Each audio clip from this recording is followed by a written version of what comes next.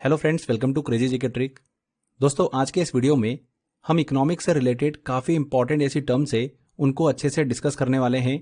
उनसे related basic concept जो है वो क्लियर करेंगे, जैसे कि कैपिटल मार्केट क्या होता है, प्राइमरी मार्केट, सेकेंडरी मार्केट क्या होते हैं, SEBI, demat account, stock exchange, ऐसी काफ़ी टर्म्स हैं जिनको लेकर आज हम बेसिक चीज़ें जो है वो डिस्कस करने वाले हैं।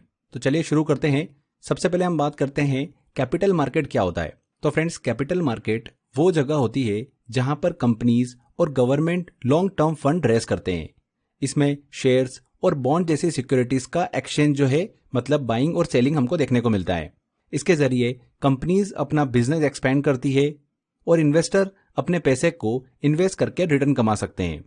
अब देखिए, कैपिटल मार्केट की हमने बात करी तो कैपिटल मार्केट के दो इंपॉर्टेंट पार्ट होते हैं। एक होता है प्राइमरी मार्केट एंड दूसरा होता है सेकेंडरी मार्केट। चलिए इनको हम डिटेल में समझते हैं। देखिए, मैं आपको एक एग्जांपल देता हूं।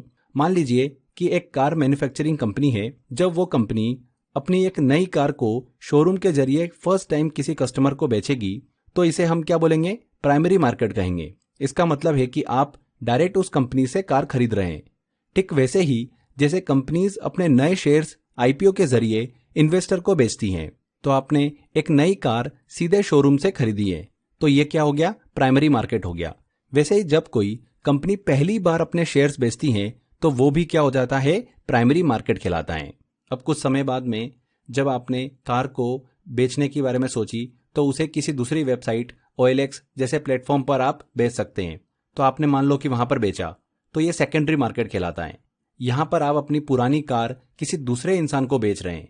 ठीक इसी तरीके से जब इन्वेस्टर्स पुराने शेयर्स एक दूसरे से खरीदते या फिर बेचते हैं तो उसे हम क्या बोलते हैं, सेकेंडरी मार्केट कहते हैं। तो ये हमने एग्जांपल से समझा primary market and secondary market क्या होता है। चलिए थोड़ा सा हम इसको अब डिटेल में टेक्निकल समझते हैं। प्राइमरी मार्केट वो जगह होती है जहां पर कंपनीज अपने नए शेयर्स और बॉन्ड को पहली बार इन्वेस्टर के लिए लॉन्च करती हैं। इसे इनिशियल पब्लिक ऑफरिंग कहा जाता है, मतलब आईपीओ कहा जाता है। आपने अक्सर सुना होगा आईपीओ निकला है किसी कंपनी का, तो वो हमको प्राइमरी मार्केट में ही देखने को मिलता है। जैसे रिलायंस की बात करते हैं। जब रिलायंस का आईपीओ आज से 20-25 साल पहले आया था, तब हम में से कई लोग उस समय एग्जिस्ट नहीं करते थे। तो आज अगर हमको रिलायंस का शेयर लेना है तो हम कहाँ जाएंगे, सेकेंडरी मार्केट में जाएंगे। पर जिन लोगों ने रिलायंस का आईपीओ खरीदा था तो उन्होंने कहाँ से खरीदा था, प्राइमरी मार्केट से खरीदा था, मतलब रिलायंस से डायरेक्ट खरीदा था। अब मान लेते हैं कि मैंने आईपीओ के जरिए रिलायंस का शेयर ले लिए। अब ये जो मैंने आईपीओ के जरिए शेयर लिए ये मुझे कहाँ पर दिखेंगे, ये मुझे दिखते हैं अपने डीमेट अकाउंट में। अब मुझे कुछ प्रॉफिट भी हो रहा है, तो जब मैं इन शेयर्स को बेचने जाऊंगा तो मैं क्या वापस रिलायंस के पास जाऊंगा क्या, नहीं, ये मुझे शेयर्स किसी दूसरे को बेचना पड़ेंगे। तो बेचने के लिए मुझे जाना पड़ता है सेकेंडरी मार्केट में। तो चलिए अब बात करते हैं हम सेकेंडरी मार्केट क्या होता है। तो सेकेंडरी मार्केट वो जगह है जहां पर इन्वेस्टर्स पहले से इश्यू किए गए शेयर्स को एक दूसरे के बीच में खरीदते या फिर बेचते हैं। यहां पर स्टॉक एक्सचेंज जैसे कि बॉम्बे स्टॉक एक्सचेंज हो गया, नेशनल स्टॉक एक्सचेंज हो गया, NSE हो गया, ये काम करते हैं। एग्जाम्पल के तौर पे देखिए, समझिए अगर आपने रिलायंस के शेयर खरीदे हैं और अब आप क्या करते हैं, उन्हें बेचना चाहते हैं, तो आप सेकेंडरी मार्केट में किसी और इन्वेस्टर को वो शेयर जो है वो बेच सकते हैं। जैसे कि OLX पर सेकेंड हैंड कार जो है वो बेची जाती है। हमने एग्जाम्पल डिस्कस किया था कार वाला। ओके, सेकेंडरी मार्केट में ना सिर्फ शेयर्स की, बॉन्ड्स की भी ट्रेडिंग की जाती है। यहां पर फ्रेंड्स हमने Bombay stock exchange, national stock exchange की बात करी। तो इनको एक्सचेंज क्यों बोल रहे हैं, एक्सचेंज इसीलिए बोल रहे हैं कि यहां पर हो क्या रहा है, यहां पर हो रहा है स्टॉक का एक्सचेंज। एक व्यक्ति दूसरे व्यक्ति को क्या कर रहा है, स्टॉक एक्सचेंज कर रहा है, इसीलिए इसको क्या बोला गया है, एक्सचेंज बोला गया है। National stock exchange and Bombay stock exchange. तो इंडिया में हमारे दो मेजर स्टॉक एक्सचेंज कौन से हो गए हैं, BSE and NSE।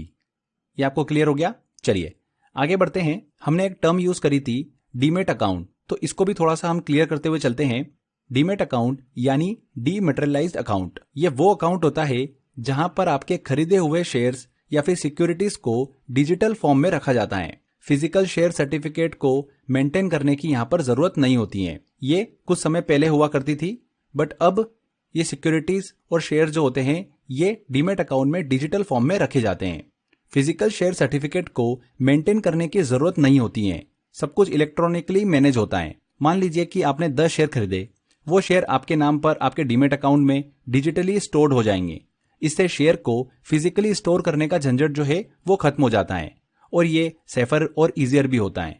Demat account के होने से आपके शेयर की ऑनरशिप जो होती है वो आसान हो जाती है और जब आप सेकेंडरी मार्केट में ट्रेड करते हैं तो यही डीमैट अकाउंट इस्तेमाल होता है। तो मान लेते हैं कि आपने स्टॉक मार्केट में किसी कंपनी के शेयर परचेस करे, तो क्या कोई गारंटी है कि आपने जिस कंपनी के शेयर परचेस करे उसी कंपनी के आपको शेयर मिलेंगे? क्या इन्वेस्टर के साथ में कोई फ्रॉड तो नहीं हो जाएगा? तो ऐसे ही इन्वेस्टर हित के लिए कई सारी पॉलिसीज बनाना पड़ेगी तो ये मार्केट जो है सही तरीके से और ट्रांसपेरेंसी से काम कर सके। तो ये पॉलिसीज कौन बनाएगा? इसके लिए हमको एक रेगुलेटर लगेगा। जैसे हमने बैंकिंग सिस्टम को पढ़ रहे थे तब डिस्कस किया था कि बैंकिंग सिस्टम को मैनेज करने के लिए एक रेगुलेटर है आरबीआई। उसी तरीके से कैपिटल मार्केट का जो रेगुलेटर है वो कौन है? सेबी है। तो चलिए अब यहाँ पर हम सेबी और सेबी के इंपॉर्टेंट रोल को लेकर डिस्कस करते हैं। तो सेबी यानी security and exchange board of India, ये वो संस्था है हमारे देश में जो कैपिटल मार्केट को रेगुलेट करती है। इसका काम है मार्केट में ट्रांसपेरेंसी बनाए रखना और इन्वेस्टर के इंटरेस्ट को प्रोटेक्ट करना। अगर आप प्राइमरी मार्केट में इन्वेस्ट कर रहे हैं या फिर सेकेंडरी मार्केट में शेयर बेच रहे हैं तो सेबी इंश्योर करती हैं कि कोई फ्रॉड ना हो और सभी चीजें रूल के हिसाब से चल रही हो। सेबी इन्वेस्टर के हितों की रक्षा करता है, उनको प्रोटेक्ट करता है और इसी वजह से कैपिटल मार्केट में इन्वेस्टर का ट्रस्ट जो है वो बना रहता है। इन्वेस्टर का ट्रस्ट कैपिटल मार्केट में सबसे जरूरी होता है। अगर इन्वेस्टर को लगे कि मार्केट अनसेफ है तो वो इन्वेस्ट नहीं करेंगे। सेबी इन्वेस्टर के लिए रेगुलेशंस बनाता है ताकि उनके इंटरेस्ट की सुरक्षा हो सके। सेबी इंश्योर करता है कि हर इन्वेस्टर को पूरी इंफॉर्मेशन मिले और कोई फ्रॉड ना हो। इसी वजह से सेबी इन्वेस्टर के राइट को प्रोटेक्ट करता है। SEBI, stock exchange, demat accounts and capital market का एक दूसरे से कनेक्शन होता है। इनकी सही फंक्शनिंग से इन्वेस्टर का ट्रस्ट बना रहता है और मार्केट इफिशिएंट और ट्रांसपेरेंट बना रहता है। तो आई होप आपको समझ में आया होगा कि सेबी के क्या इंपॉर्टेंट रोल्स हैं और सेबी किस तरीके से काम करता है। तो फ्रेंड्स, आज के इस वीडियो में हमने काफ़ी छोटी छोटी इन्फॉर्मेशन को कवर किया है। जैसे हमने डिस्कस किया कि कैपिटल मार्केट क्या होता है, प्राइमरी मार्केट क्या होता है, सेकेंडरी मार्केट क्या होता है, सेबी के इंपॉर्टेंट फंक्शन को हमने डिस्कस किया, डीमैट अकाउंट क्या होता है वो हमने डिस्कस किया एंड स्टॉक एक्सचेंज के बारे में हमने जाना।